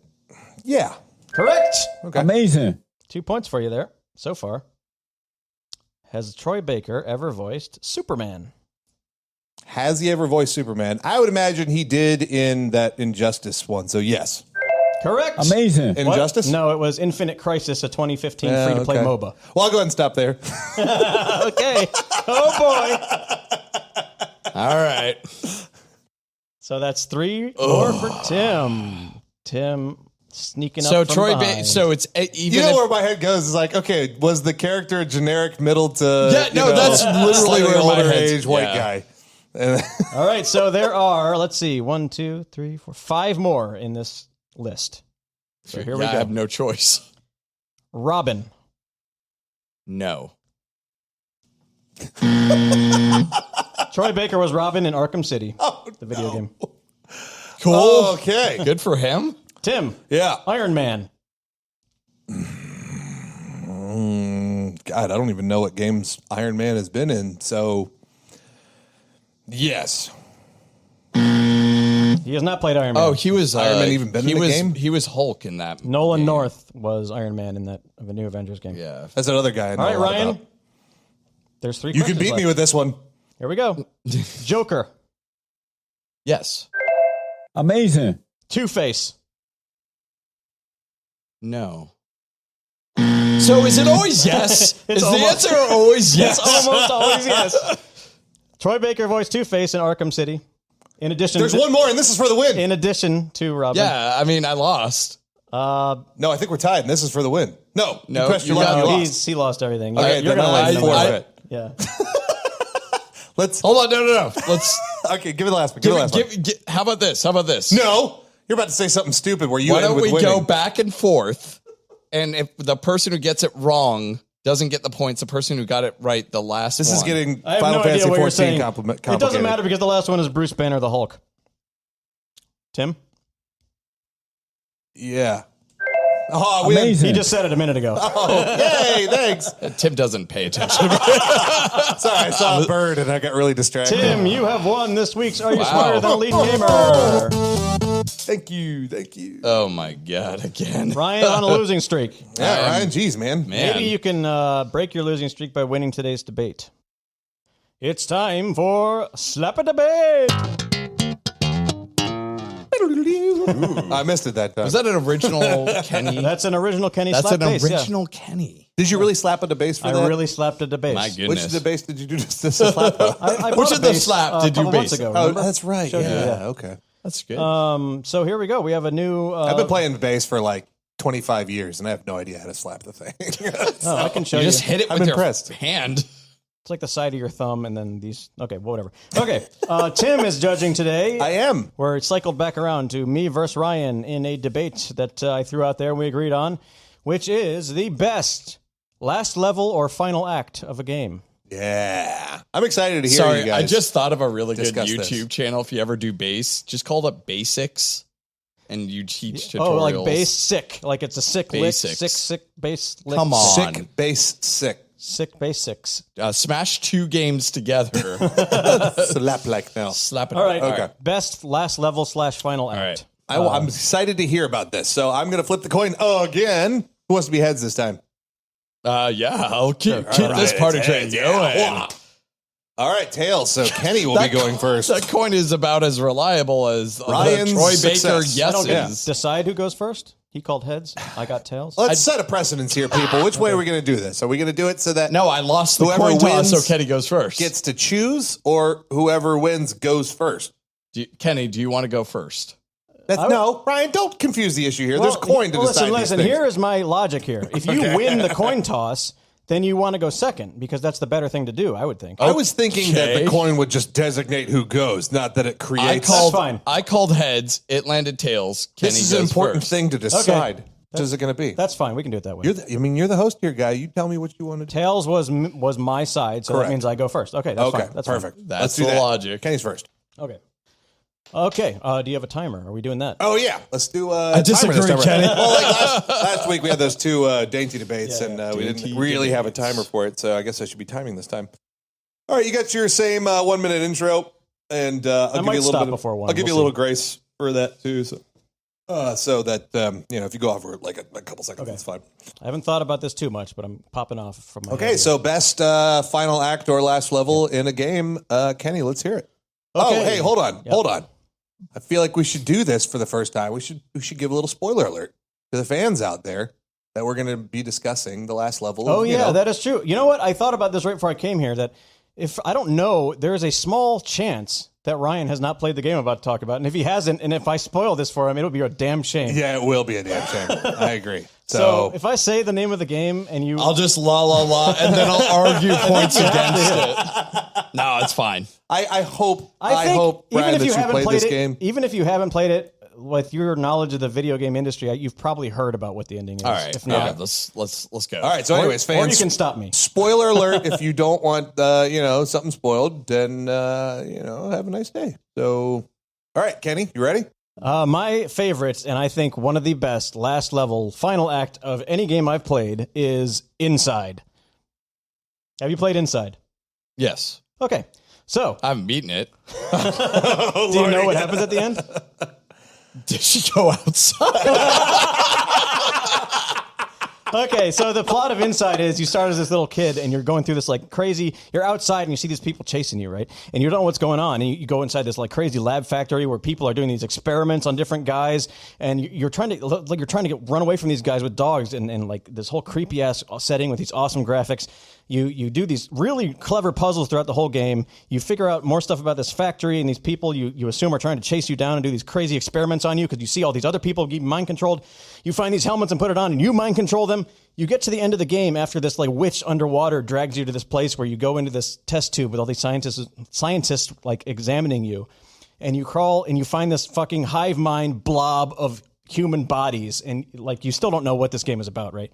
You crawl inside this thing, you become one with it. This is like the last 15 minutes of the game, and you bust out of the laboratory and crash through the window and wreak havoc on all these fucking scientist guys that have been chasing you around the entire game, and it is glorious. It's like one of the best. The whole game is not like that until the end. It lets you unleash in a way that's like so different from the game, and I love games like Metal Gear and Control and Returnal to an extent where the story is something that you can talk about with your friends. Like you don't really know what's going on. There's mystery there, and I think that Inside has done it to the point where like no other game has done it. Mixed that intrigue and mystery in with a awesome finale, and that's my thing.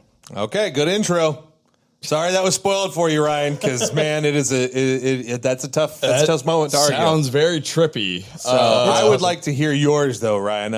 Right. So you're ready. So go ahead and go. All right, Kenny, this is a spoiler. This, just in case, it's kind of important. But all right, so you've encountered and done many missions, and you're finally on your final mission, and you're about to take on the one person, this person that has been a thorn in your side and on your friend's side for a long time. And you go through a narrow corridor, you're going through it all, and then you come out the other side, and a giant floating head with two hands approach you. Yes, it's Andros. It is Star Fox 64, my friend. The final battle not only is a wage for for Corneria to save the Lilat system, but also it is a testament to how good the story writing is, because after you do it, especially if you're doing on the good ending where you actually defeat Andros, your father, James McLeod, out of nowhere, comes out and guides you out of an exploding spacecraft that will guide you all the way through and get you right out there. It is the most beautiful kind of ending you could have for a space battle game. Okay, so there we got our two games. We've got Inside for Kenny. We got Star Fox 64 for Ryan. Gentlemen, go at it. So I assume the end of when you fight this Andros character, that you're shooting at him like the rest of the Star Fox levels, like you're firing your phaser guns or whatever? Is that you are firing at this tyrant who is trying to take over the Lilat system. And on top of that, you have so much resting on. It's getting to him, going through a corridor, which you have to guide your R-Wing all the way through, fighting him, and then trying to get out as it's exploding. A Death Star scenario. I bump into things. A Death Star-like scenario where you're not only guiding yourself out there, but you're having your dead father, guide you out of that. Story things aside, I imagine that Star Fox you're doing pretty much the same thing you've done the whole game. You're going through corridors, you're fighting this guy. It's probably a harder battle than the rest of the game. I'm sure the story stuff that ties in with it is awesome, but Inside, it changes the game completely and lets you unleash, really awesome. It's been an awesome puzzle game with a really clever, puzzles the whole time with these awesome mind control things. You're controlling these things that walk different ways to solve these things. It makes you think. That doesn't matter. The game's great. The end end is a complete change of pace where it lets you just wreak havoc. It kind of reminds me of Mario Odyssey. It lets you be Bowser at the end and just go nuts on all the people around you and turn into the evil bad guy. And the thing about Inside that's awesome is you don't even know if you're a bad guy. You don't know if these guys are actually chasing you, or there's a secret ending where you find out like they might have been controlling you the whole time and making you do this stuff that you think you're running away from them, but you're actually working with them. It's crazy. But it explodes at the end and turns into this thing that's like a different game. It turns into a different game that is so much fun after those hours of like using your brain, and you can just shut your brain off and turn into this blob that's just like wreaking havoc on the whole fucking laboratory and destroying stuff. And the physics are awesome. The blob looks awesome. I mean, you talk a lot about like how good the gameplay is before that, and then you say it switches up at the tail end of it. But you say it's the most fun when you're at that tail end, when you're just smashing things and killing things. And like, why not just make the full game like that instead of just the tail end? I'm talking, this is a culmination at the end of Star Fox 64. It's a culmination of everything you've been prepping for. You put all your skills to the test. You fight this guy, and not only that, you have to guide yourself out of an exploding spacecraft. I mean, it is the culmination of everything that you've been working for. And in your control game, I become a blob monster. Inside. Control's a different game. Sorry, Inside. I become a blob monster and I start wreaking havoc on things. But I don't understand the correlation of like how that really ties in with the game's narrative at the end. If it's just to be like, well, we're going to subvert expectations and go like, all right, here we go, we're going to do this now. It's like, okay, is that good or is that just different? No, it does tie into the narrative in ways that that people have to theorize about and come up with. Like there might be a correct answer to this thing, but what's going on in this lab is you figure that these people are controlling like different humans and stuff, and you find this thing that all the scientists are gathered around looking at, and you assume that they're taking all these mind control people to like there's this theory that I love in this game where people are saying that it's the player that is mind controlling this kid the whole game, and he's becoming one with this hive mind of mind controlled like citizens in this ball. And finally, when he joins it takes everything you've learned in the game and it is now sentient and has enough knowledge to break out of this fucking thing and take revenge on all the scientists that have been keeping here and trying to turn the society into this whole mind control thing. But you have to speculate on what that ending is. My ending is a culmination. It is a conclusion to a story. It is an understanding that you have been working towards X and you are getting a payout of Y. You're not only defeating this tyrant that's going to take over the system. You talk to your dead father. You get to reconnect with James McCloud, and you get to get out of this epic fiery explosion while he guides you through there. There's an emotional impact at the end of Well, this there is game. not one answer to Inside, and that's what I love about it, because there's a thing that I just told you, and there's 4 or 5 other scenarios that people have talked about that are all like really neat within themselves, and there's a bunch of different ways you can think about this game. But the point of the whole thing here, the story's cool in that way. This isn't about the story as a whole. It's about the end, and as you said, the whole game could have been the Blob, but that would take away the impact of this whole rampage at the end. You don't want a whole game that's just like rolling a meatball blob over people. It's the build up to that. The way you've had to use your brain throughout the whole game and kind of and study what's going on in this whole like weird ass factory and try to piece everything together, what's going on here. And after you've kind of like utilized your brain for 5 hours, 6 hours, doing these cool puzzles, smart puzzles. Yeah, it's just like this big explosion of 15 minutes of rampage, and it's great. It sounds like an ending to like one of the freaking Star Wars sequels. It's just like all the combination of like fucking like just enjoying and understand, like being like, oh, the lore's really cool. Oh, the Emperor's still alive. It's like spoilers. It's just like, what is the point? Like if I was really enjoying the smart puzzly things, and then they go, all right, now you could do dumb stupid. Let's go. Wrap it up, guys. It's not dumb stupid though. It ties into the narrative in a way which is really cool. And even though there's not one answer to it, dumb stupid. Even though there's not one answer to it, it is a really cool story to talk about. I don't think a story needs to have one definitive answer to be awesome and one of the best ever. It's not. But like, what makes it like so good? Like at the end, though, is it because you get that payoff that's actually different from the rest of the game? Is that really what makes that the best ending? That's one element of it. I just talked about a bunch of other elements, but my ending is actually a conclusion to a story. Your ending seems like a blob has escaped and is going to murder everyone. You don't know if he wants to murder everyone. Does he murder everyone? He ends by finally escaping the facility and rolling down a hill and landing in the sunlight and dying. And you think he's dying in the sunlight. So he rolls down a hill and dies. Great ending. It is a great ending. It's awesome. It's a fantastic ending. And you don't know whether he killed himself, if you as the player forced him to die, if the whole time these people in the factory have been controlling this kid and making all this stuff happen. You thought that they were like controlling you and you were trying to escape them, but then at the end you figure out, oh, maybe that they wanted me to do all of this the entire time. And it's all like this crazy experiment, and it's just like this trippy ass thing. Cool. And it's just like it's just so much fun. I love that ending. It's so good. Did Kojima make that game? Okay. All right, guys.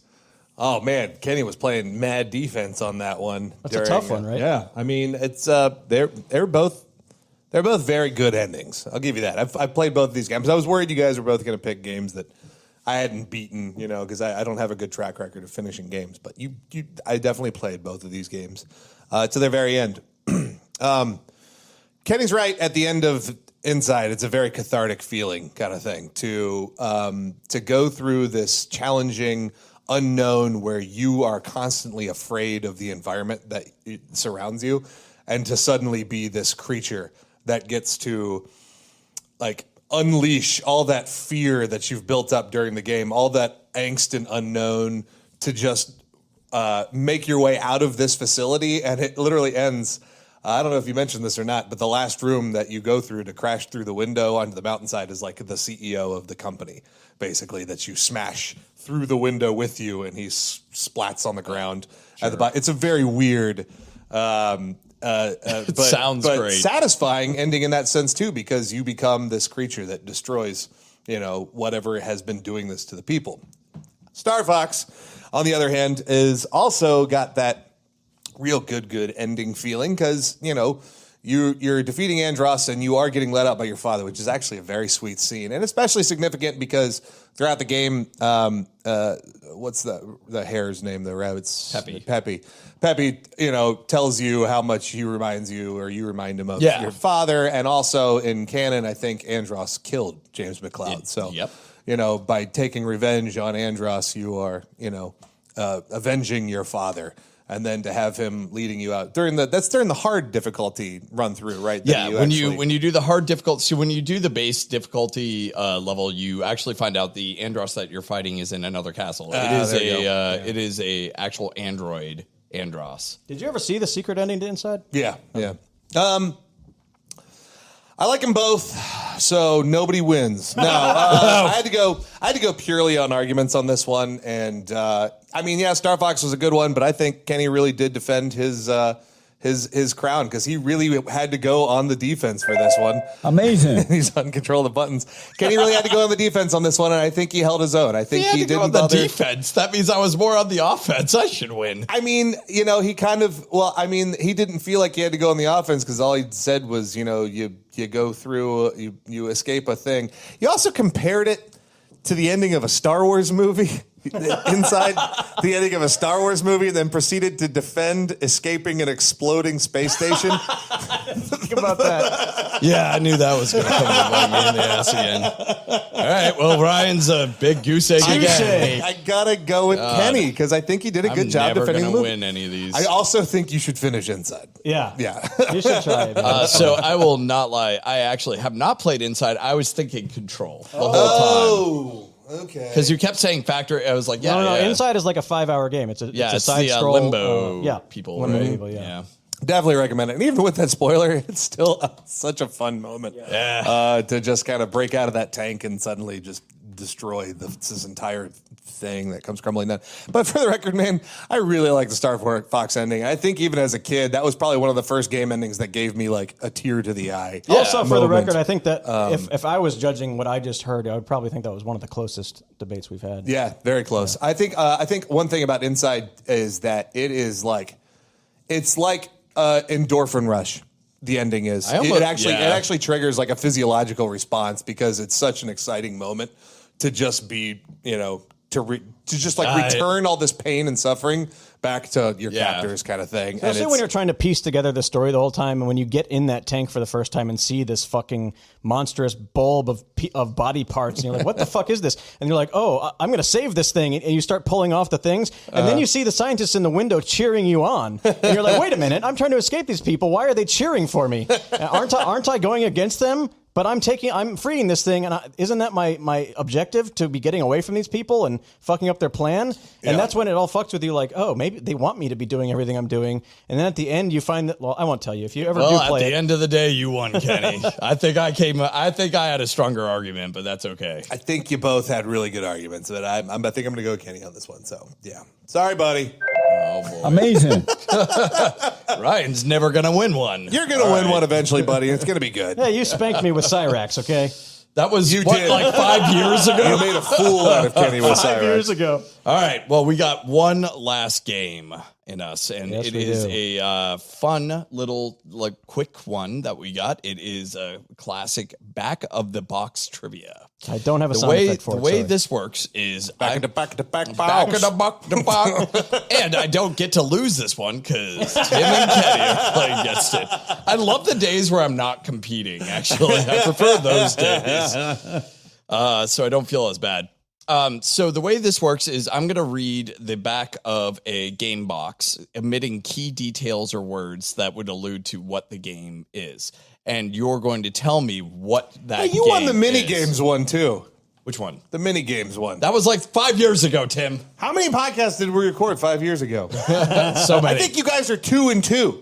Like, Ryan even has on won debates. a lot. He's just had this recent streak has been true. a little It's bit been bad. bad. I'm sorry. That's Could been you bad. start over? My brain's all distracted now, but All I'm feeling right. bad for you. So I'm going to read the back of a game box. Okay. And you are going to tell me what the name of the game is. Okay. Now, to make this more fun, I would like I'm going to do it in German. I'm going to start reading it.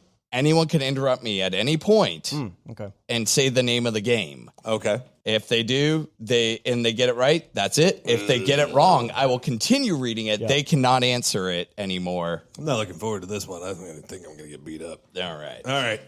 All right. So I'm going to start with this first one. And remember, you can just interrupt whenever you want with the title of the game. Understood.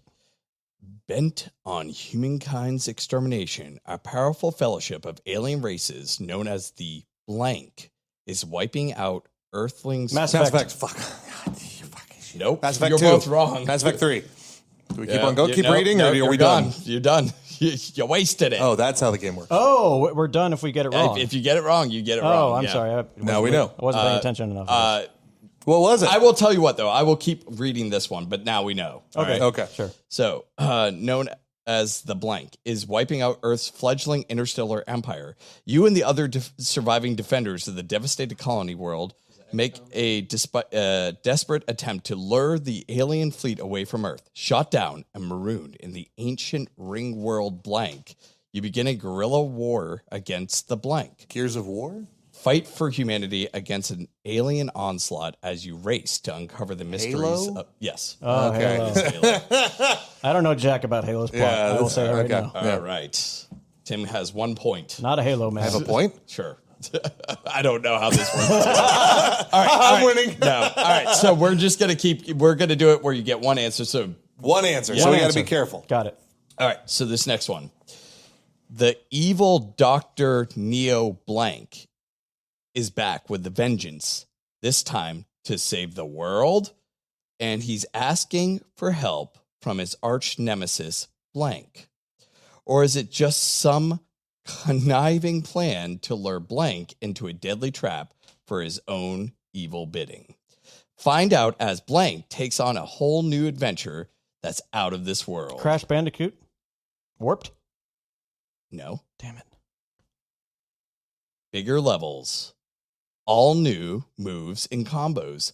Slide, crawl, high jump, body slam, swing, surf on a jet board, fly with a jetpack, and more. All new cast of crazy characters, more hidden bonuses, more secret paths, and more challenging puzzles than ever imagined. The most eagerly anticipated game of all, Blank is a must-have. No idea. Ultra I don't know. game. I don't know. Dr. Neo Cortex? Is that what that is? Yeah. That's not Crash 2. Crash. It was Crash 2. Damn it. Oh, I will go ahead and caveat the game a little bit more. If you just give me the series, That's what I was going to say. I will allow that. So I'll give Tim Halo. I'll give you Crash. So that way we're we on essentially even heels. both have 0 points. All right. There we go. I'm bad at these games. All right. So the top part is blank is the best first-person shooter ever. Indeed, it may well be the best action game ever. Full Doom. stop. No. The sequel to PC Gamer's greatest PC game ever created opens the door to the world where you present everything, presence affects everything around you in the physical environment to the emotions of both friends and enemies. As blank, pick up the crowbar again and rescue the world from... I know it. Is it Half-Life 2? Yes. Thank you. Yeah. I knew it a couple the words crowbar. ago, but Yeah. I just wanted to, I was trying to get in there early and it didn't work out. All right. This next one.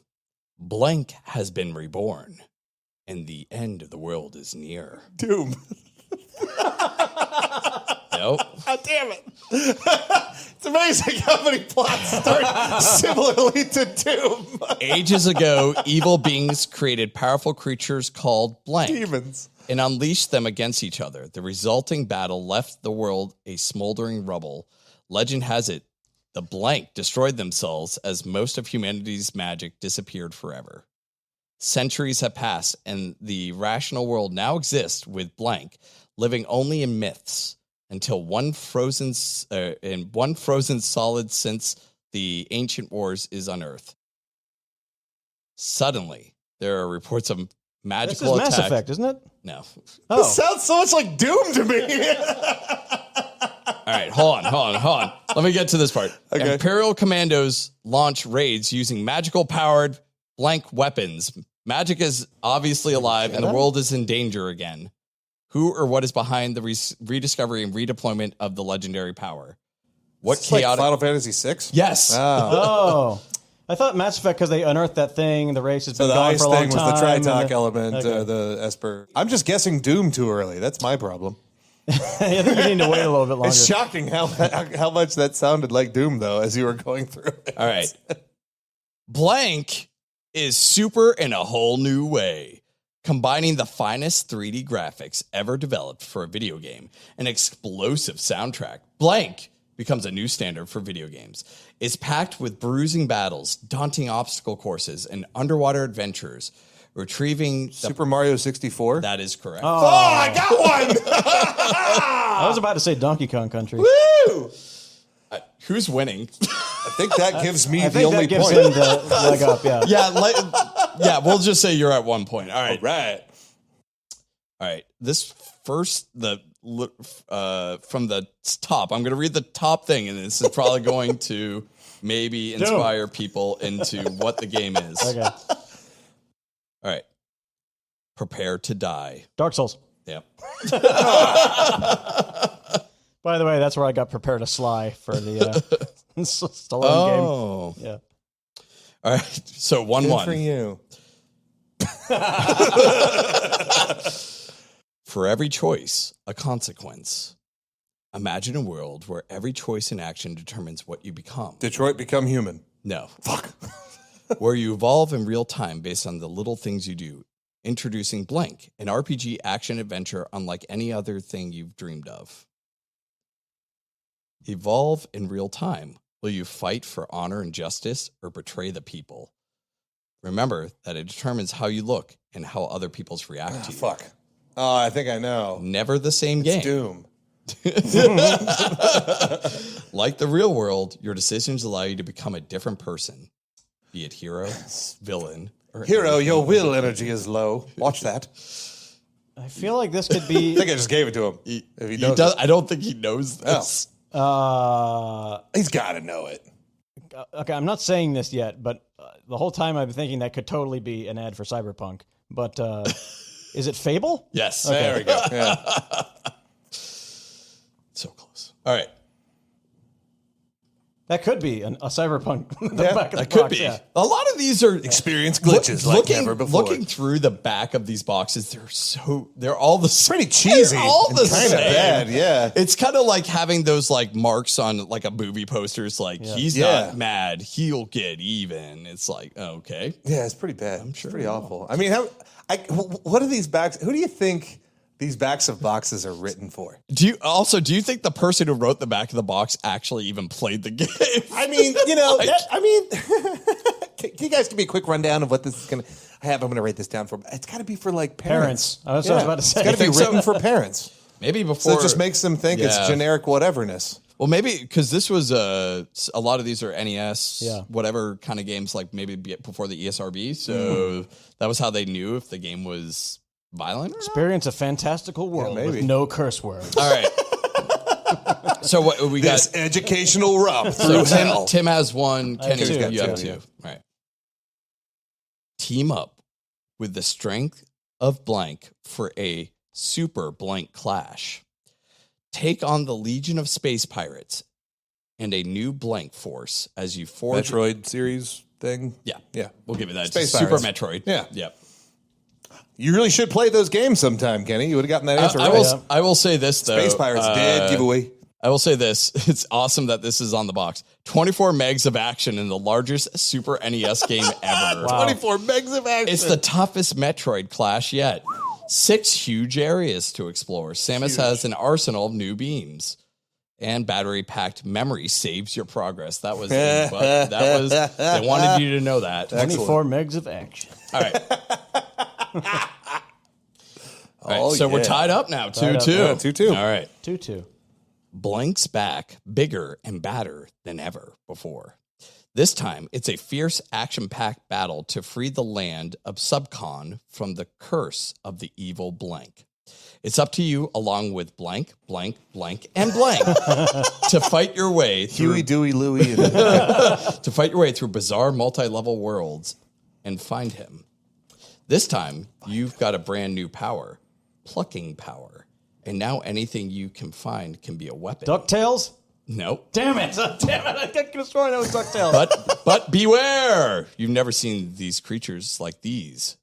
Blank and tweeters, because I don't know if you'll know that one.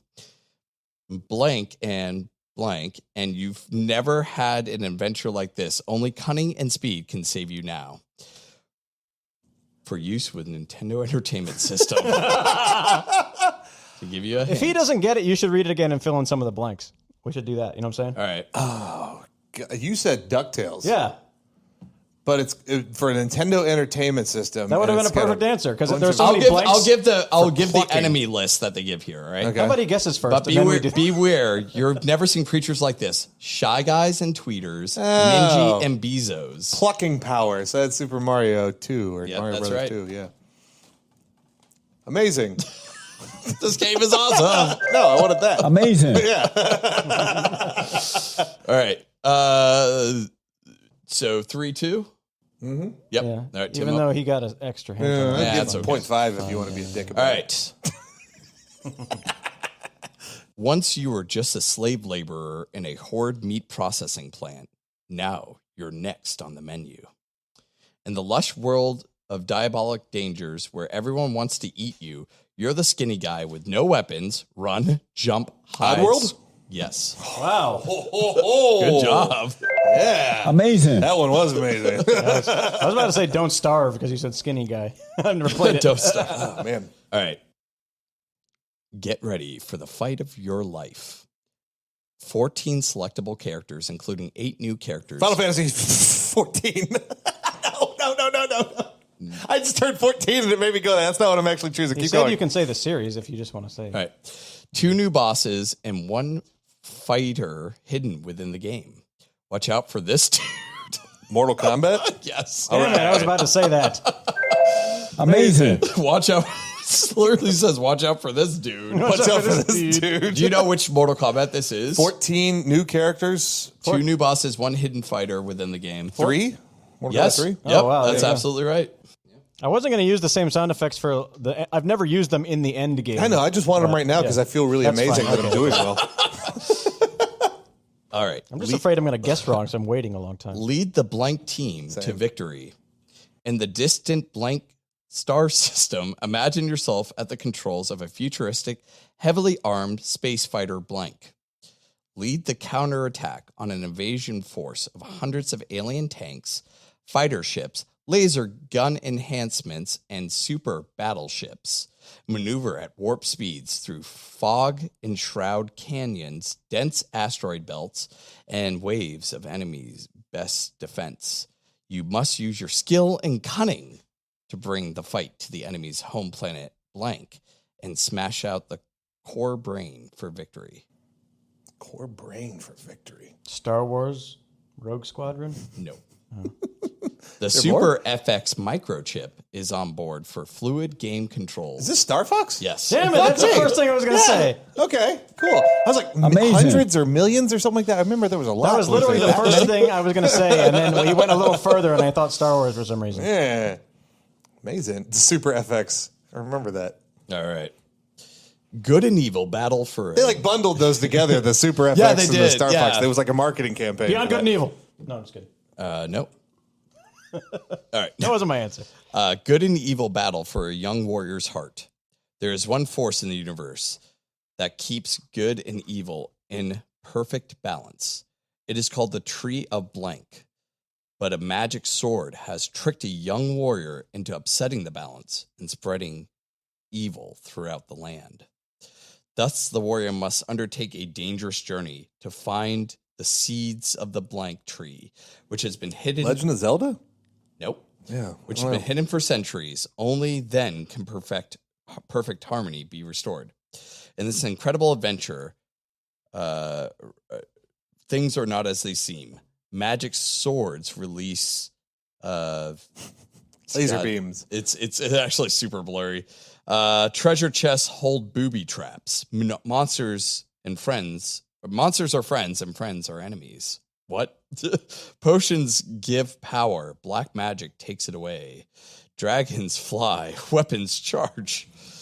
Up is down, left is right. Dogs and cats living together necessary. It sounds like both Zelda and Dark Souls, but it's not either. So I don't know what the fuck. It's actually a really interesting combination of both. Yeah.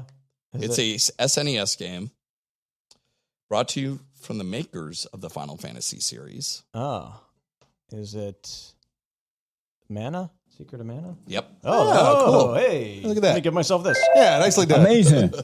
All right, here's The mana tree. Here's the Seeds of the final mana one. tree. I think if you get it, you tie. Yeah. So Kenny. Sounds right. What are you saying? So Kenny. So Ken. For both of Kenny, us. Well, if Kenny gets it, you guys tie. Right. All right. Blank has the speed. Blank has the power. But do you have the skill? Sonic? Damn it! I was about to say that, but I wanted to wait longer. You know which one specifically? No, Lord, no. Amazing. You said it doesn't matter. Eight massive new zones, 3 spectaculars. Sonic 2. Sonic's Sonic and Knuckles. Sonic and Knuckles. Yeah. I won. You did win. You did. Yay! All right, let us never talk about this game again. I thought it was good. I liked it a I lot. started getting into the zone and feeling a little bit better about it as it went on, and I was also winning, so that helped. Yeah. No, honestly, even if you think a game is going bad because we're not getting them, people listening to it like that stuff because they're out there thinking, I know this, and these guys are idiots. And Yeah, exactly. Yeah.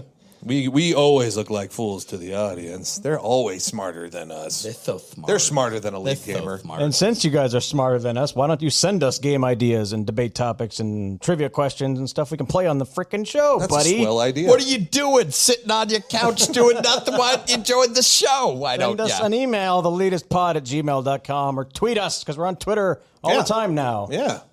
At TheLeetist on Twitter. That's convenient. So do it. That's convenient. We have, yes, TheLeetist on Twitter. I guess I'll see you guys on Final Fantasy 14. Yeah, we're gonna check out Final Fantasy 14. How dare we? That was episode 6. We'll be back next week with, I guess that would mean episode 7, if I can count correctly. I think you're right. I thought we were on 5. I'm not going to lie. No, 5 went up this week. I guess technically 6 if you count the episode that doesn't exist anymore. The episode that shall not be named. Yeah, we got rid of our pilot just because we learned how to record things. Yes, Yeah. we got smarter. Like we'll release it as a special episode after, like years and years from now when we're rich millionaires with that maybe stamps.com. Oh, dollar bill, y'all. Stamp.com. Good times, guys. Good games today. Everybody say goodbye. We'll see you next week. Bye, friends. Bye.